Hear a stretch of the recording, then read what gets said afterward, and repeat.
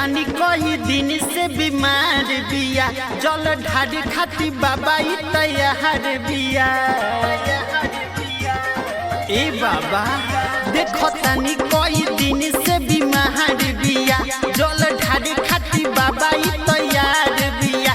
झाड़ दीह बाबा जान के भभूति से लेके आवतानी माला के मरुति से। झाड़ दीह बाबा जान के भभूति से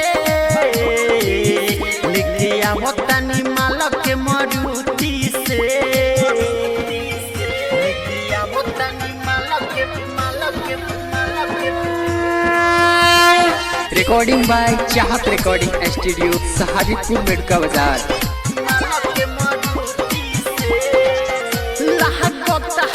धइले है बहावे प्रेम के बीमारी हो कैसे ठीक कहरी हिए कर चढ़ली खुमारी हो।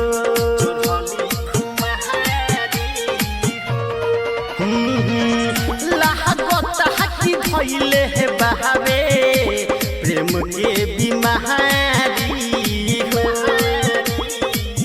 कैसे ठीक कहरी हिए कर चढ़ली खुमारी हो।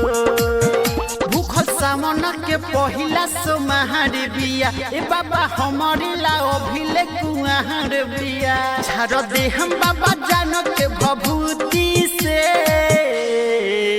लेके आवतानी माला के मरुति से।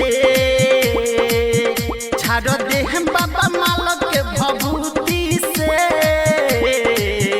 लेके आवतानी माला के मरुति से। झाड़ दीह बाबा जान के भभूति से लेके आवतानी माला के मरुति से।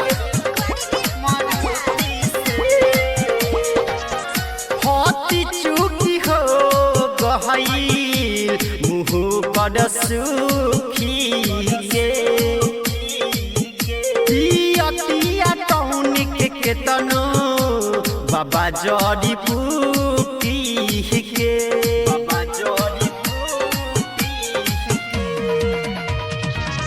होती चुकी हो गहईल मुँह पर सुखी के पिया टौनिक के तनो बाबा जड़ी बूटी के। कितनो खाले मखन मेवा ना मोटा हाथ बिया जब से चढ़ल सामन बाबा दुबारा हाथ बिया। झाड़ दीह बाबा जान के भभूति से लेके आवतानी जान के मरुति से। झाड़ दीह बाबा जान के भभूति से लेके आवतानी माला के मरुति से।